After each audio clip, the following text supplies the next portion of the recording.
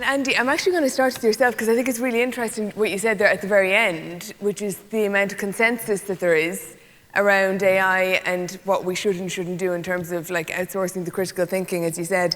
And in that vein, what do you see as radio's unique strength, going forward into the next 10 years with AI in the background or in the central ground, perhaps?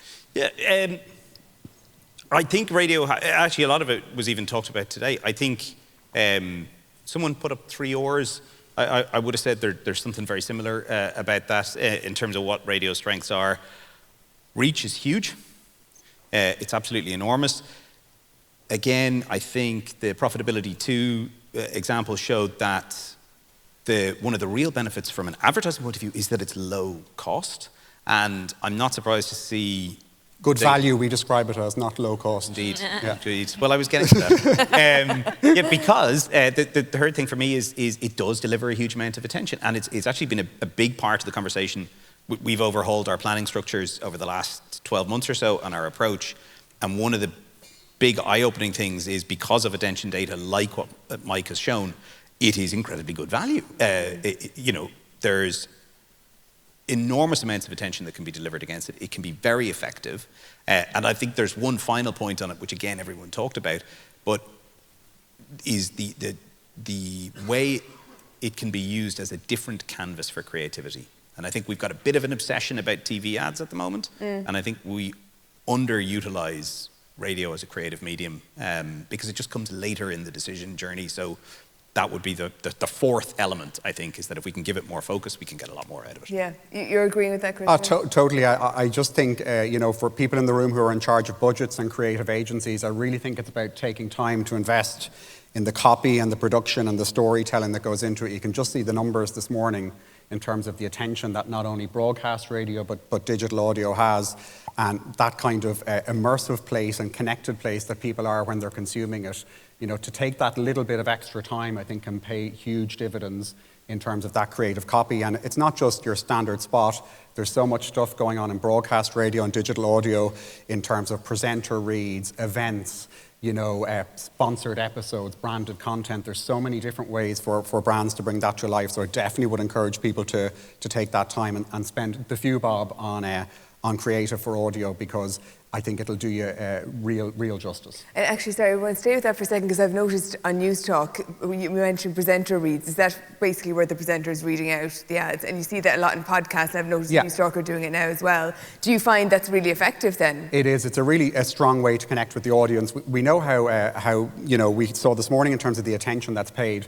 But that kind of intimate nature of digital audio and the connection with presenters, so certainly through Audio XI and particularly News Talk and Today FM, we do presenter reads into the podcasts that's purchasable through Audio XI, and that really does provide that connection, be it to the radio products, but also in the stuff we do with Go Loud. We've got a whole series of podcasts that are, let's say, separate to our radio or broadcast brands, such as Talking Bollocks, Hold My Drink, other stuff. And having those presenters who've got an innate connection with the audience, people deliberately choose to use audio all the time. It's not something that passes you by on the street. You have to turn it on, you have to click play, and generally that's happening with, people that you love and know. And for them to be able to deliver a message to you from an advertiser, I think it really carries a significant amount of weight. Patricia, can I ask you, do you think radio has a little bit of an image problem, like a bit of an identity crisis? Because, with all the different media that there is, with social media and obviously podcasts as well, which is under the flag of audio, but also TV, streaming, YouTube, all of it, that radio could be seen as sort of the old-fashioned cousin. Why should advertisers sit up and pay attention? Yeah, look, I think maybe sometimes it gets a bit of that, of an image problem. But I think, as has been discussed at length here today, radio is still the biggest category in digital audio. It, and it will be for some time. And we're all working to develop portfolios that cross both, But I think actually it's a really dynamic industry and a really creative industry. And we've talked today about the level of engagement that listeners have with it, and also that level of trust, and the fact that it's a constant, it's always there, it's always on. I think it was Lolly earlier on who talked about, life in all its messiness and complicatedness, and radio is really in a unique position where it can reflect all of that. And in a world that some people like to turn into black and white, there's an awful lot of grey, and like radio can pull those threads and share different perspectives and really help people, I suppose, understand and have their own perspective on the world we're living in. So I think sometimes it can, in a world of audio, it can get slightly forgotten about, but actually it's the biggest part of any digital audio portfolio as well, and will continue to be for some time. Fiona, from a local radio perspective, would you view things differently from what your colleagues here are saying, or do you have the same concerns in the same outlook? No, I think for us, I would see two huge strengths to radio. The first is the power of the human voice, the emotion to tell its own story in its own words, in its own way. I just don't think any media, print or other, can compete with that, whether that's the absolute jubilation of a Kerry All-Ireland win to a tragedy. You know, the person telling their own story in first person is beyond powerful. And, you know, Radio Kerry from the beginning, our tagline has been the voice of the kingdom. So we very much see ourselves as a way for people in Kerry to tell their own story. We're not in an ivory tower broadcasting to them. And then I think the other strength of radio stations, all of us, is that half our companies are made up of creative people. You know, if you're a brand or whatever, like maybe print or whatever, half the building are paid to be creative. You know, so if it's a local client, we might bring them in and then we'll brainstorm with them, you know. Some people have heard me tell this story before. We had a local fish shop who wanted to do something to attract young families, and you can talk about the health benefits and you can talk, but I said, you know, when I was in school, the biggest excitement was when the bishop came and he gave us homework off. So the fish shop... Still is, I think. Yeah. So the shop now do a homework off voucher, and one of our presenters goes to a classroom and they tell him what they've achieved or done, and Quinlans are now heroes with a whole generation of primary school kids in Kerry. So I think we can look at solutions differently, we can be creative, and that's like a real treasure. Yeah, you agree with that? Yeah, I think the key thing is that as radio producers, you know, and you know, we can't afford to be complacent about our audiences. You know, we have to be talking to them all the time. We have to be listening to them about what they want and when they want it and how they want it, and we have to react to that. You know, and I think as long as we do that, like listening is very popular, continues to be very popular. We've seen the numbers today about, you know, almost universal in terms of the amount of listening that's going on, be it to radio or to digital audio. So I think the onus is on us to really stay in tune with our audiences, to develop our products, to optimise the way we're delivering them so that they suit the audience. And then I think radio can have a very bright future. And does that need to change, do you think, then? Because we've been talking about attention hacks and things like that as well today, and obviously also AI and how people are consuming media is different. So does radio need to change, evolve? It needs to evolve and it needs to adapt, of course it does. Obviously we know that people, you know, don't listen for as long, they listen differently, they have very busy lives, they have a lot of different media coming into their lives, you know, they need us to be able to fit into their lives and to be that companion no matter where they are. But that's something radio has done really well and audio has done really well. You know, you can get us in your pocket on your mobile, on a smart speaker in your car, at home. You know, you can listen with the kids, you can listen on your own when you're on a run. You can, you know, there's so many different ways. And I think radio has really used technology to evolve. But we need to keep our eye on that ball and make sure we're not falling behind. Yeah, and on that, Chris, how do you see that relationship between broadcast radio and newer digital platforms developing? No, I think it's really a complementary relationship, and you can see it today in some of the numbers that Karen showed us. They're not kind of exclusive, they're something that overlaps. We also know that live radio consumes a significant amount of that digital audio consumption. So I think it's about them coexisting together. I think you've got a situation where broadcast radio can deliver that, from an advertiser point of view, significant scale reach. And then I think we've got digital audio complementing it to do that more addressable and targeted approach to advertising, and for advertisers to reach that audience as well. And I think as radio broadcasters on the stage here today, I think the one thing that's, you know, we talked quite a bit about this morning is trust.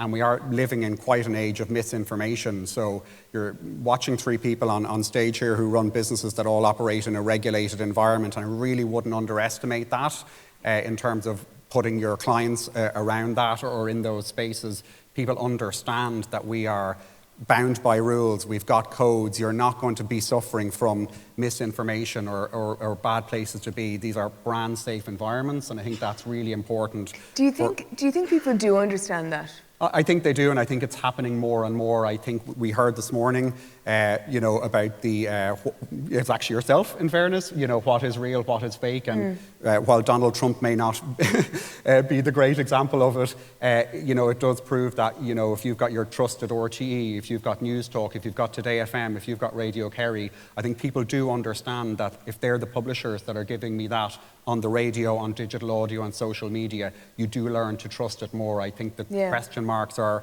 becoming bigger from people, particularly in this misinformation and AI stage. Because I do often wonder, Patricia, if there's a need for almost traditional media like ourselves to tell people why we do things the way we do now, more so than ever. Because I see it myself in social media, people asking, why didn't you ask that, or why aren't you reporting on this, or why didn't you mention that person's name, or why don't you mention that person's ethnicity, or whatever it might be. And I see a big lack of understanding, actually, from people about why traditional media approach stories the way they do, if you're trying to build trust.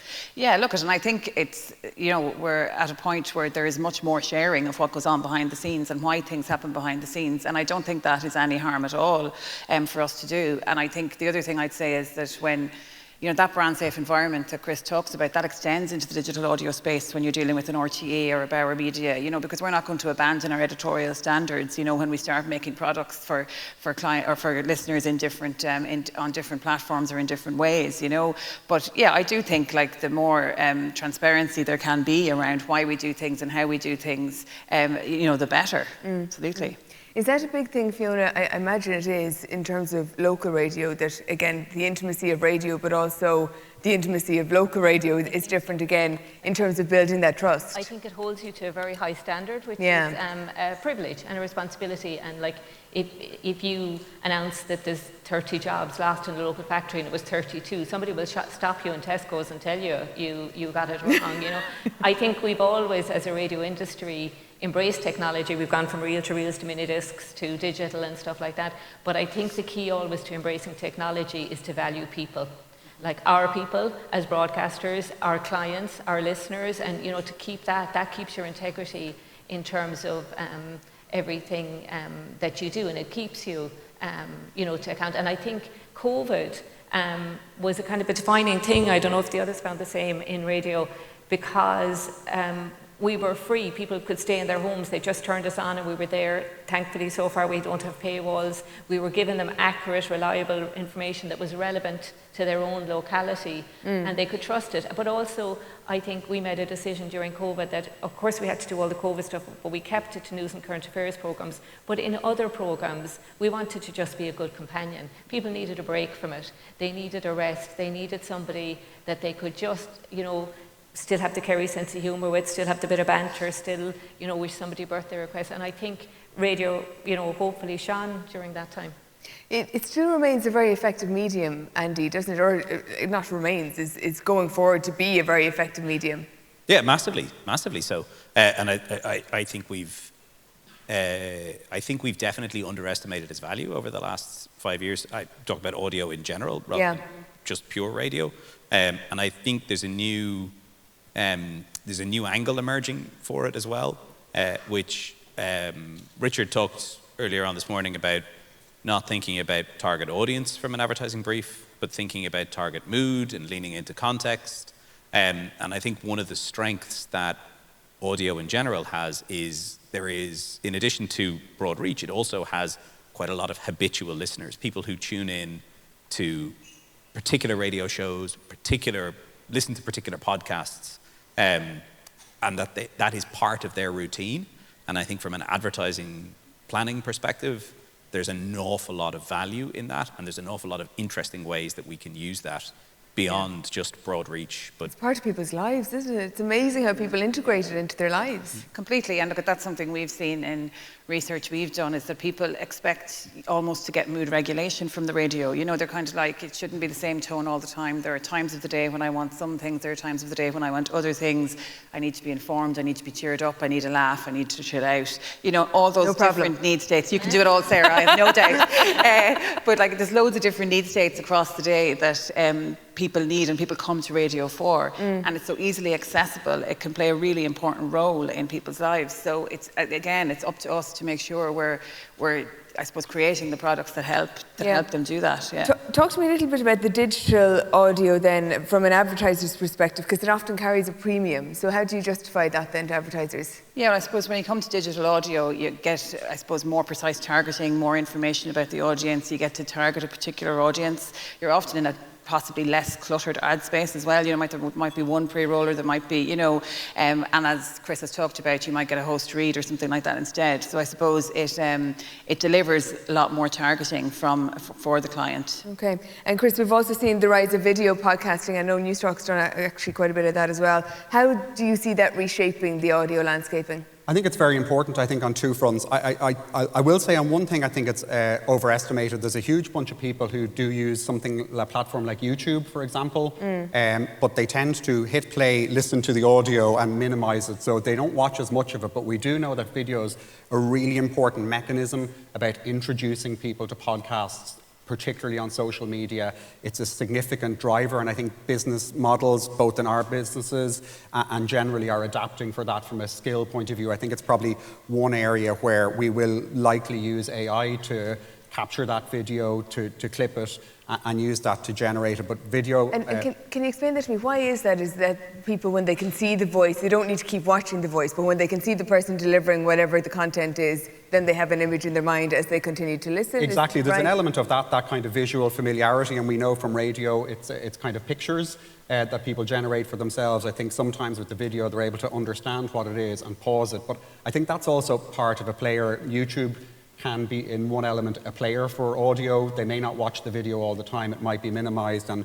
I think that's something that we're very conscious of with Go Loud, with the aggregator app, and on our side of the business as well, that, you know, you can presume people only listen to stuff on Spotify or they only listen on TuneIn, and there's some research recently that says I think people on average use about 2.4 or 2.5 different apps to play audio, so it's not all just in one place, and that's why you see it's very important for our industry here that RTE, that the radio player exists, that you've got these apps where we are all available all the time, because people do use that, and from our point of view, to have that owned and operated app in Go Loud allows us, you know, capture some more first-party data on people, to understand their desires, their wants, you know, the content that is appealing to them, to also serve them new stuff and build for the that future. would then, as Patricia's saying, that would justify a premium for advertisers, because you were telling them this is who is listening exactly to this right now. And you know, we're in the early stages of a DMP data management platform within Bauer and Audio XI, and what that's doing is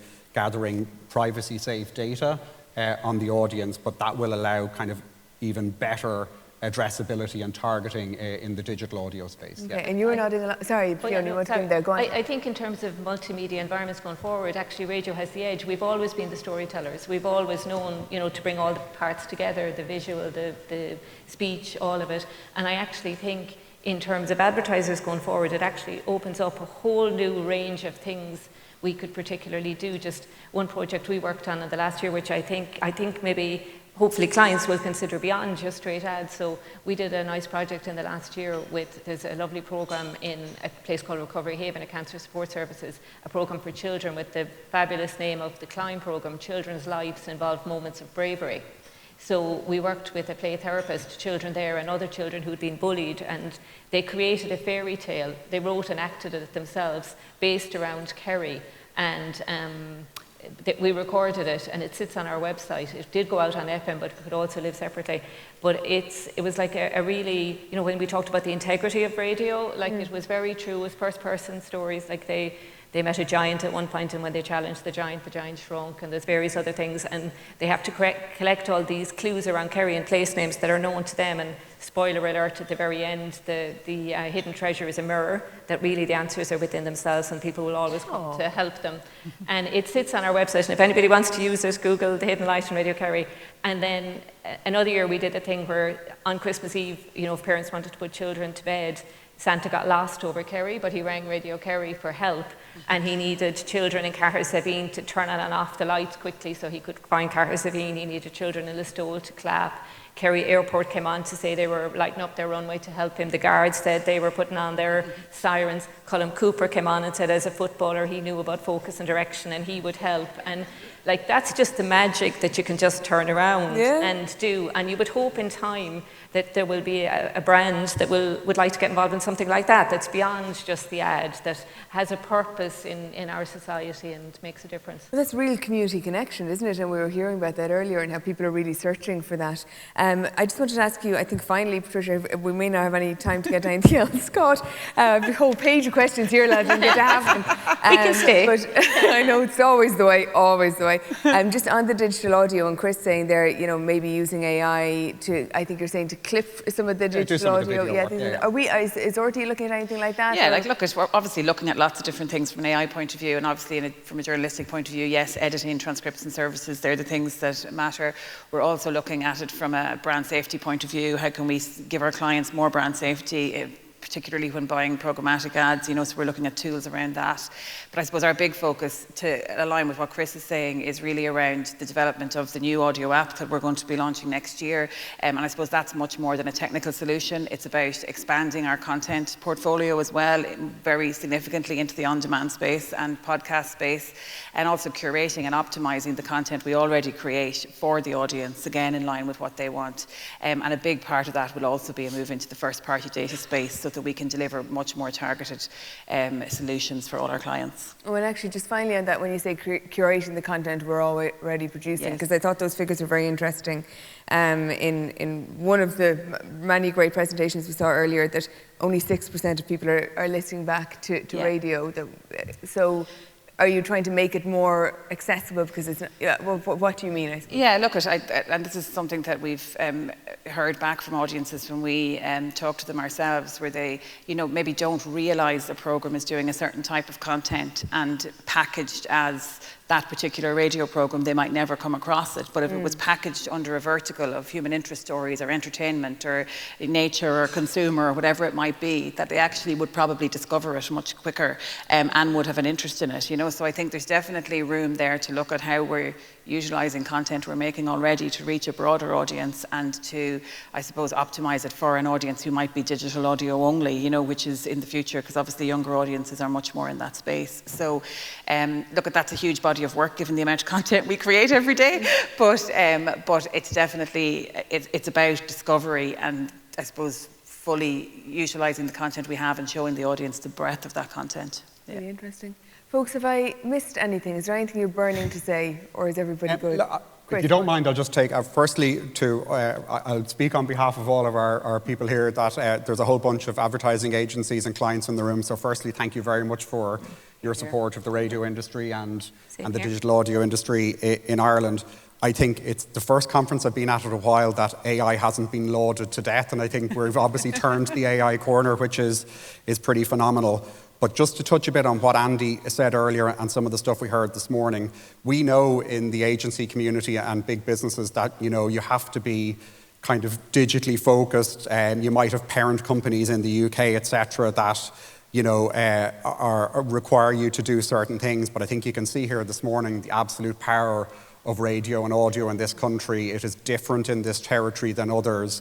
If there's anything that we can do as an industry and organisation, be that in Radio Centre here today or into the future, we're willing to help on that. We know we're a part of a bigger ecosystem, but we've got a really strong, locally generated audio businesses here in Ireland that really currently value your support, but we hope you'll be able to come on the journey with us as we continue to grow over the next while as well. So thank you. And so say all of us. Thank you all so much for joining us this evening, and please give it up for our guests this afternoon. Thanks.